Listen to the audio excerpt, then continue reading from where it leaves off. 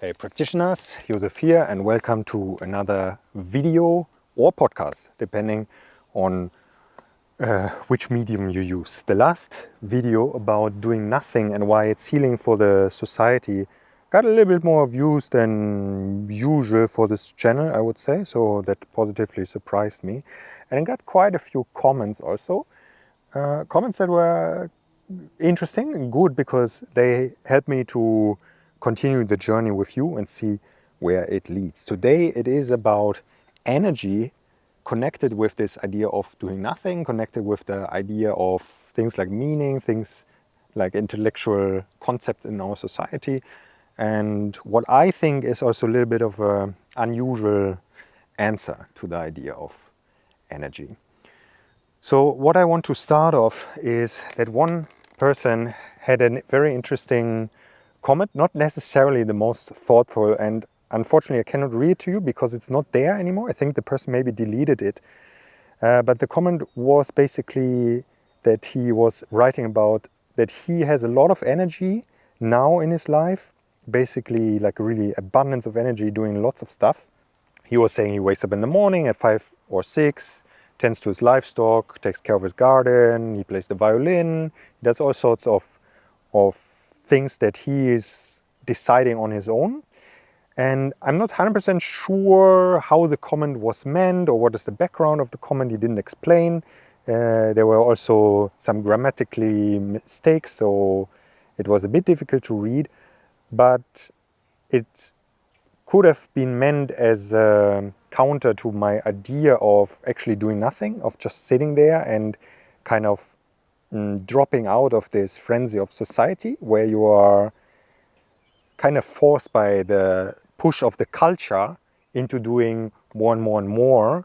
And that he said, okay, I'm actually doing a lot of stuff and I'm the happiest I've ever been to in my life because I'm doing so many things. But then another person commented on it, very thoughtful actually, yeah, but this life that you're describing, this is what you are doing, and this is not the reality of most people. Most people are in a very different reality. They don't have a garden and livestock that they tend to, and they live in the city. They maybe have a corporate job that they don't like, maybe that they even hate, and that takes their energy. And you have to understand that it's not about energy expenditure when we talk about having low energy because of what you're doing. It's because of your connection and what happens with your spirit. You can have a job where you don't do anything, where you just sit in an office and you actually have nothing to do there, but you have to be there. So it's kind of in this weird thing where you have to be there because you get paid for it. It's important for your survival, but you're not doing anything that you think is actually worth doing. And although you don't, biochemical expend much energy there because you're just sitting, it actually drains you a lot. And when you go home, you don't feel any energy to do anything maybe, and you're, just scrolling the internet or whatever you're doing then. So a person that lives lives by their own means makes their own decisions that are of course always in connection with the environment. Obviously you're never completely free in your decisions. You are always living in the web of life, but this feeling of the clear connection of what you're doing and the effect of it is such a different experience from the estrangement experience that came with the industrial society and that came also in late modernity. So one thing is if you're in a factory and you're just doing one thing again and again, you're still working with the hands is one thing. Another thing is you're doing one thing again and again, looking at the computer screen.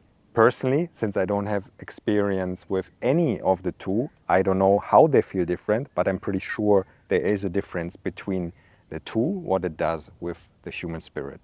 So now is maybe the moment that this idea of meaning gets dropped in, and I think it's an idea that became much more popular, this word, to use this word in the last I don't know, 10, 15 years, it became like a bit of a buzzword. And this older book from Viktor Frankl, Man's Search for Meaning, which is, funnily enough, in the German origin, it's called very differently. But I think it's a better title, Man's Search for Meaning. This gets handed around. It's a very great book. Definitely recommend reading it, Man's Search for Meaning. Or if you speak German, then of course the German original. It's called Und trotzdem Ja zum Leben sagen. And I think if we strip this word meaning of all the intellectualism that comes after it, when people start to analyze what is meaningful and what's not, it's just an internal state, that you have a state where what you do feels meaningful for you, and that means you are aligned with what you're doing. A similar big concept, a word where I feel it really doesn't help if you analyze it, is a word like love or a word like connection. Because the moment you start to intellectualize these words, which are words for inner states or outer states, words for something that you perceive or something that you feel, a bit later, after you start to intellectualize it, people will come and tell you what actually is meaningful, what is real love, what is real connection, and so on and so forth. And instead of trusting your own thing that you feel, you will be again in this question asking state where you cannot be present in the moment, but you're always analyzing and monitoring. And over monitoring is actually a huge problem that we can have in our society. It's also when you have, on a practical level, so many different things that you need to maintain, that again and again in society you have this counterculture, which is simplicity, which is becoming the monk in whatever way. It can be, I don't know, living in a tiny house, living in an apartment with very little things, doing the Marie Kondo thing, all the stuff, or actually going to a monastery. It's this simplicity, because you feel like all this like stuff and all this like having to deal with that and with that, and a bit like the life of the self-employed person, where you have to monitor so many different things. It's just that it can become too much for many people, and they want their way out. They want the simplicity, and I personally can really understand this.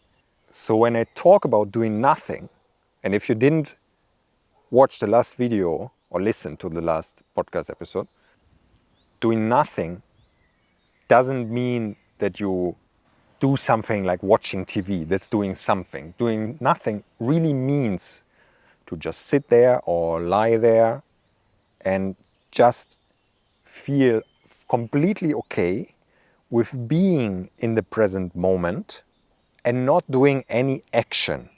And this allows you to reset, because doing continuously can have this snowball or avalanche effect or ripple effect, where it doesn't stop, where you have to continuously do something, and at some point you run out of, let's say, inner guidedness or energy to do things that you're actually feeling connected with, and you start to break apart in your doing, and then 3 hours later you catch yourself that you scrolled on the internet. It's always this example nowadays, because it's one of the most widespread things that people are doing. Young people drink less and less alcohol. I also guess they gamble less and stuff like this, but they are definitely not scrolling less. It takes over these things. For this to be able to sit there and do nothing, it can be a huge work for some people. Some people, It's really out of the comfort zone. You feel a lot of anxiety. Yeah, it's like you even start to shake a little bit or to sweat. This can happen to people. If it doesn't happen to you and you say, for me, doing nothing is very simple, that's great for you. You have to understand that your own experience doesn't matter so much. You always have to contextualize your experience, understanding that other people in your surroundings or somewhere else in the world may have very, very different experience. And this is again why this example of someone living in the countryside and taking care of their garden is not something that you can extrapolate on the rest of the society, where you can say, why don't you all go out and take care of your garden? Because so many people don't actually have a garden, and financially it's not possible for them to make this change, or it would come with so much risk on so many different levels that is currently not something they would choose. So that's why we need to explore here together. We can do it together. If you comment or write me emails, I'm happy to do it with you. We need to explore what is helpful for different people in different situations. And one thing I found is doing nothing. And this doing nothing acts for me as the first state, as a recalibrator, from where you can then make decisions and take actions and so on. From this state that you don't have to act. You can also just sit there.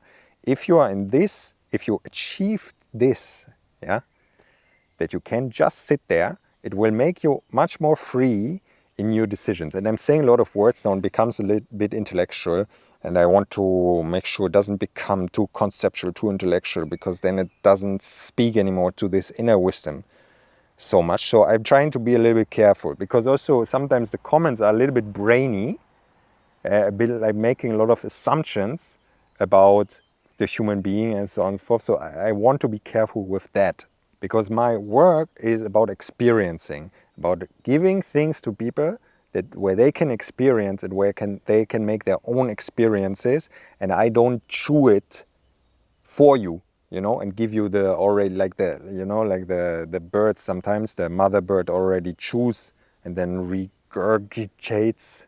How do you say this? Doesn't matter. Into the little birds. First of all, I don't think you're little birds. We are all the same birds. But I don't want to chew it for you. I want to just give ideas, things that you can experience.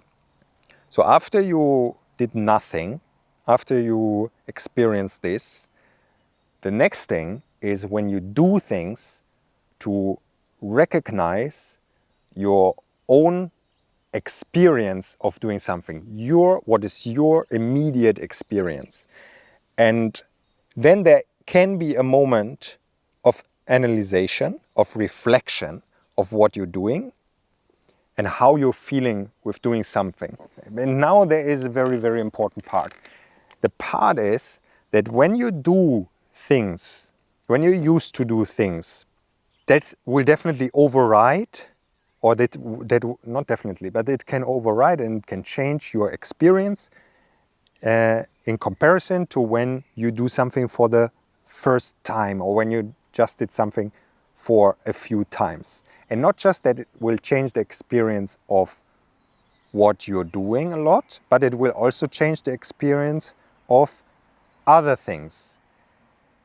Let's do a clear example. If you eat a lot of foods that have an enhanced flavor and that come with a lot of sugar and fat, there's a feeling of nourishment from this, because there's a lot of energy. Yeah, brain likes this, to get a lot of energy, and then additionally to this, very tasty. Now something like kale can feel very blunt, very, what is this? Like there's not the positive experience that I have with eating this factory foods, or this very, let's say, intelligently made foods for what the brain really likes. And then it steers you in this direction of eating more and more high sugar, high fat, and enhanced flavored foods. In moderation, to eat a burger here and there, I don't think there's any problem with that. I'm very unextreme with this. Yeah, I don't think there's much of a problem. But if this becomes the staple of your diet, that all the time you're eating burger, then it will tip over and it will actually worsen your health, probably, in case this is something of your interest. Will this, in any case, worsen your health? I have absolutely no idea. I don't care. But you get the idea of it. Yeah, you get the image. And I think it's very similar with other high-intensity experiences, like, for example, scrolling the internet or watching an action movie or having a high-intensity workout. Yeah, all this stuff that come with a high intensity of what you feel. It can numb your feeling for the things that are talking much more silent. And this is a thing that you can get back through doing nothing, because actually at all time there's always a lot of things happening. If you sit in an empty room, there's still a lot of things happening in the room, in yourself as well. And this allows you a feeling of contentment. In German, Zufriedenheit. Yeah, there's the word peace in there, in the German word. It allows you to be at peace. How does it allow you to be at peace? Because we then have a connection to the experiences, the basic experiences of the world, if you don't numb yourself to it, if you reopen them to you. That can be, for example, if you're walking, just the sound of you walking, just your sound of the feet on the floor. Or, now I hear the birds. Okay, sound of the birds. Very basic thing that becomes again something that is creating actually joy in you. In the community of a generous movement practice that I'm associated with, in the last years there has been an investigation into joy, how to practice joyfully. And this, if you have a very Puritan worldview, some people have a disgust against the word joy. But there's a misunderstanding. You need to contextualize it. The joy that is meant here is a joyful practice where you are acting, you're doing things, and the idea is that this joy is actually opening up very much your ability to grow and to change. Whereas some people think if you enjoy something, that means it's not hard, and if it's not hard, it's suspicious. It's exactly this worldview that creates a lot of problems, that work needs to be hard. You need to be a grinder and you need to be an achiever. Now this, whatever, 30-year-old people come, practice this handstands and parkour stuff and acrobatics and say, your practice should be joyful. Wow, makes me a little bit suspicious, huh? If you don't contextualize it, because if people think about joy, they think about people are taking drugs or something like this. But it's the opposite. Yeah, you realize how you can get in these things, like training, but like I just said, it can be even a step further, just sitting there and listening to the birds. How this can be so joyful already that the idea of needing an enhancement of joy becomes something so far from you, something where you feel like, why would I ever need to enhance my experience or go to an experience that is extremely intense in what it sells to me? Yeah, that I, through substances or through, I don't know, multi-action. You don't need to do the bungee jump. It's not against the bungee jump. I don't know, never bungee jump. Maybe it's really cool. You understand, you're not a slave anymore for searching for the next big thing. You don't need to scale the next big mountain. You can, but you're not a slave to it. And now I'm coming back to this idea of meaning, because from speaking with people, I know that some people need very clear goals to act in life. And I see it in the training also when I practice, for example, movement with people, that people are in search of a clear goal, and it can give them direction, and it can bring a lot of energy out. Definitely this is happening. You have a clear goal, you have a clear path. Now the energy is unlocked, because what is becoming very clear if you look at yourself and if you interact with other people is that energy is not a resource that you refuel just through eating or sleeping. Yeah, there is something else. There is something else that either blocks this release of energy, or that releases it, or that only releases it a little bit. Yeah, and this lies in the psychology, in the spirit. But what would happen if we take a leap of faith and say, actually, I can also experience and be in the world and have this contentment, be at peace, without needing a clear goal and a process, and I can still get out of bed in the morning with a full connection to what I'm doing and to life around, without that I'm working towards something that I'm achieving, without walking up the Mount Everest. Because the thing here is that people misassociate this with a nihilism, yeah, that you don't believe in anything. That believing in something means to have clear goals, something that you work towards, and that if you say, it's okay if you are just, you don't need to have these aspirations of, yeah, becoming the high achiever, or of running a little bit faster, or of getting the split, or even of becoming more healthy, or even of becoming a better person, or the best version of yourself, or something like this. You can also let go of these concepts, and that doesn't mean you're in a nihilistic state. It can actually mean that you're going back to a less intellectualized state,